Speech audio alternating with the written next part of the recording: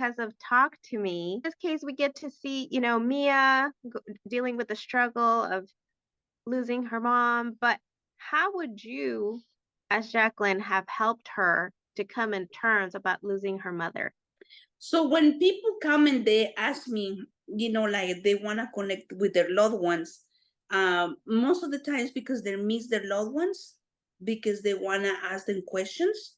So how do we connect them? We connect with, sage, walking through it, and then, like they meditate after you walk into the process. And some people they connect, some people they don't connect. And other people they come and they're very devastated because they lost someone. They don't know how to deal with that grief. And they deal with that grief a little by little, sections that they have, with people like me. And then, with the time, they release the pain that they have because they cried or they feel very depressed, and it takes time. For some people, sometimes they breathe faster. Some people, they never breathe. And some people, they said, okay, now I'm okay with it to let go, but I'm still going to remember my loved one. Yes. And do you think it's safe for people to attempt connecting with those that have left, like we see in these teenagers with the ceramic hand? No, that's something that I saw in the movie yesterday that it was very interesting. Um, if you don't know what you're doing, that can be a big problem. Exactly how it happens in the movie. That can happen to me. That can happen to anybody. I experienced something like that bad 5 years ago. It was very scary. So yes, when you don't know how to do things, or you open a door, or it's a spirit that somebody else bring to you, like me, if I wanted it to help Mia, I had to be well prepared. There is a bad spirit that we need to send back, so that way leave Mia alone and everybody that it was around Mia. How bad can something go? Are you trying to say that there's like you can be connecting to a real pretty bad spirit versus and Yes, there's also good yes, spirits? yes. It's a good spirit, but it's also a bad spirit, really bad, and it can be, yeah, it can take you, and in our world, it can be just like, oh well, we don't know what happened. That can be the question that we're gonna have. What happened? We don't know what happened. Why? Because you call in bad spirits. In the beginning of the movie, when I saw that kid die, and then with the hen, how they start playing with the hen, and how it got more aggressive and more aggressive, is because you give that bad spirit power of you. Yes. Have you worked on someone that has been possessed by a bad spirit? Yes. Yes. How do you stop that?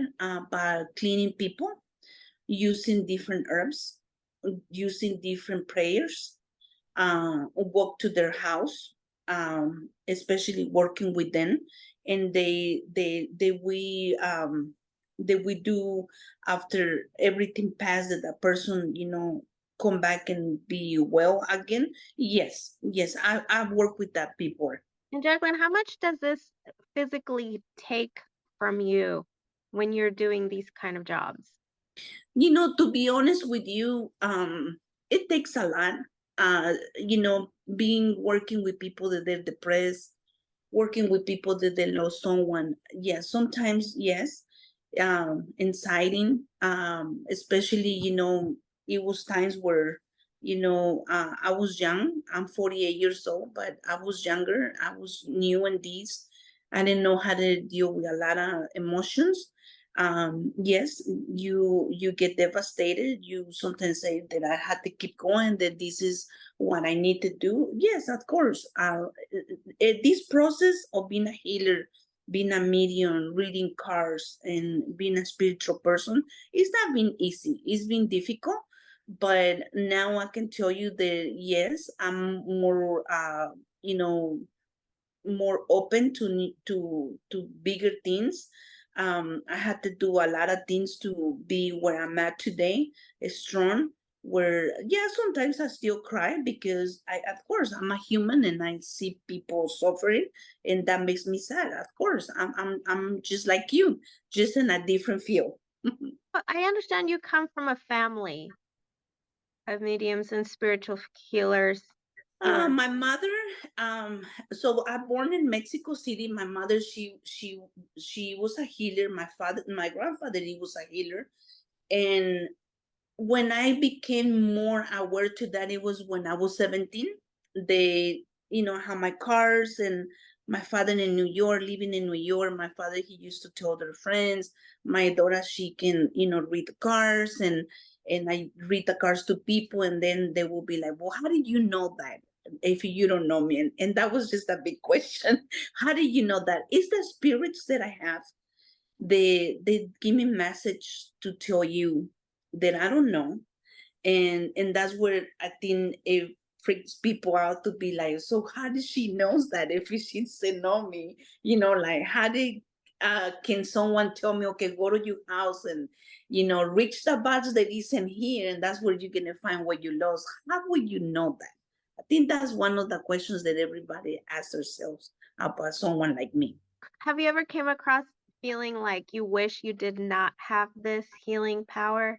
Of course, I'm not gonna tell you no, because like I said, when I was younger, you get very overwhelming, and people they overwhelm you so much because they take so much from you. And yeah, sometimes you like that I need to keep doing this, or but I can tell you honestly that no, I'm happy who I am, and I'm very happy to help people. I'm very happy to connect people with their loved ones. I'm very happy to find people that they're not here, and that those persons they have that peace of mind. They know that okay, I'm not gonna wait for my loved one because my loved one is gone. But you know what? I'm gonna be in peace with myself. So you manage so many things, and that's that gift that I'm gonna take when I'm not here, that I did good for other people, that they need someone like me, and that I help them in many ways, not just in one way, but in many ways. Well, thank you, Jacqueline, for your time and talking to me for the movie that's coming out this Friday. Talk to me.